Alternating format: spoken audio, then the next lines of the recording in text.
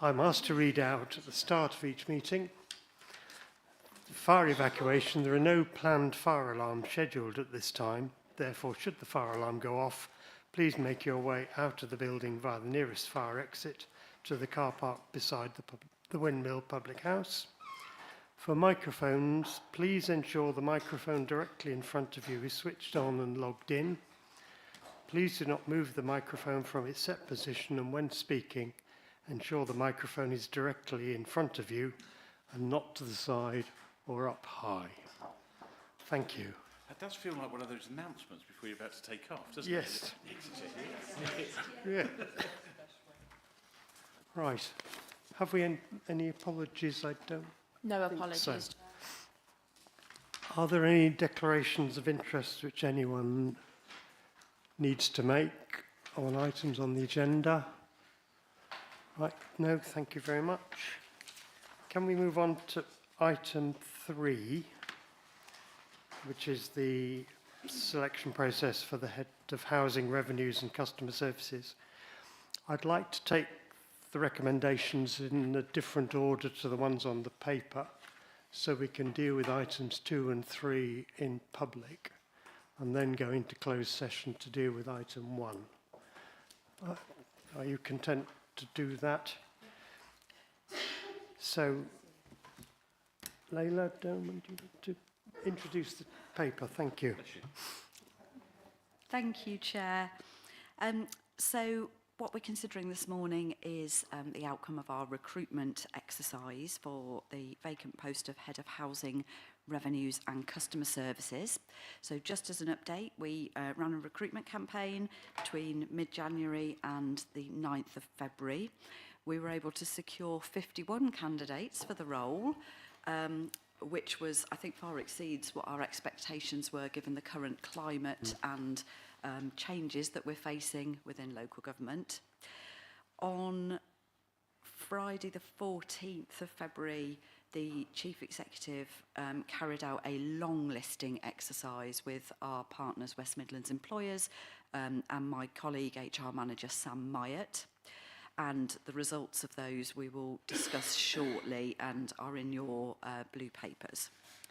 Before we go on to that, there are a couple of procedural matters that I'd like to ask the committee to agree on, if I may. And that is recommendation 2, also in 2.1 of your paper. And is it 2.1? No, sorry, 2.2. And that is, I would like to ask the committee to consider to delegate to the Head of Paid Service which candidates which are invited through to the assessment centre should also be taken through to the member panel interview. And by way of explanation, we will be determining a number of candidates once we go into exempt session that you wish to invite to the assessment centre, which is next Tuesday. Following that, there could be candidates that we do not consider appointable, and we would like to be able to have the opportunity to remove those candidates from the process rather than automatically push them through to the member panel interview. So I'll just pause in case there are any questions on that particular point. No? Okay.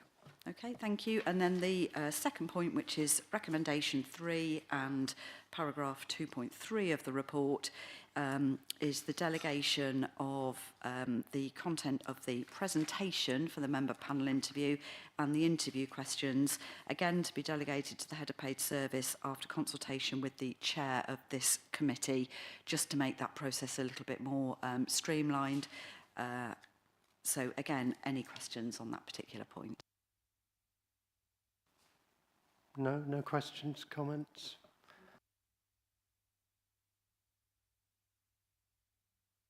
Therefore, that we agree to delegate to the Head of Paid Service the candidates to be invited to the assessment centre should be taken through to the panel interview. Is there a seconder for that? Several hands. Liz maybe was the one. So, is all those in favour, please show. No, that's everybody. Can I also propose that the committee agree to delegate to the head of paid service, after consultation with the chair of the employment committee, the ability to agree the presentation interview questions for the member panel interview. Could I propose? Is there a seconder? Councillor Parry, thank you.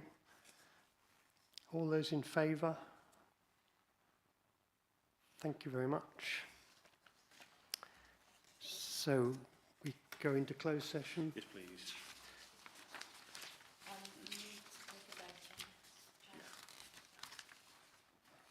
I'm looking for the words. There we are.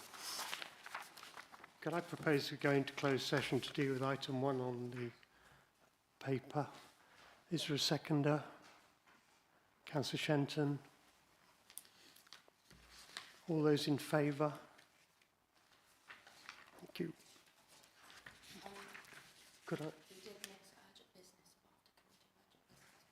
I? Oh, of course. We'll come back out now. We'll come back. So that pursuant to section 100A, subsection 4 of the Local Government Act 1972 as amended, the public be excluded from the remaining business of the meeting in view of the fact that the nature of the proceedings will be such that if the public were present, there would be likely be disclosure to them of exempt information under paragraph 3 of part 1 of schedule 12A to the said act as amended. So we move back to item 1, and who'd like to talk to this? No, there's no urgent business. We didn't go out anywhere. So, Chair, if it's okay with you, if I could just talk to the long list report, if that's okay then. Do we want to do with? I'm not aware of any urgent business. Fine. So are we?